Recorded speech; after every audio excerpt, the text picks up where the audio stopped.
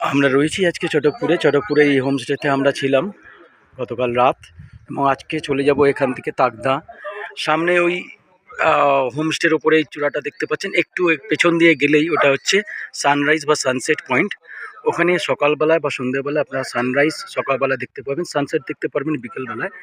তো আমাদের গেস্টরা সবাই গেছিলেন 5:30টার সময়, সানসেট দেখেছেন, ক্লিয়ার ওয়েদার। এবং আজকে টেম্পারেচার এখানে 14 ডিগ্রি, যেখানে কলকাতায় চলছে 40 থেকে 45 ডিগ্রি, এখানে ম্যাক্সিমাম টেম্পারেচার 14 ডিগ্রি। কালকে আমাদের প্রচুর ঠান্ডা লেগেছে এবং নেটওয়ার্কের অবস্থা খুব খারাপ ছিল।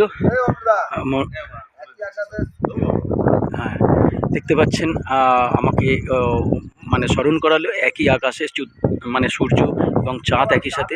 দূরেই আমরা চাঁদ দেখতে পাচ্ছি, ক্যামেরায় হয়তো দেখা যাচ্ছে না, সামনে সূর্য। সানরাইজ আমরা দেখেছি। এবং চটকপুরের ভিলেজটা কেমন লেগেছে আপনারা অবশ্যই জানাবেন। বুকিং করার জন্য ফোন করতে পারেন।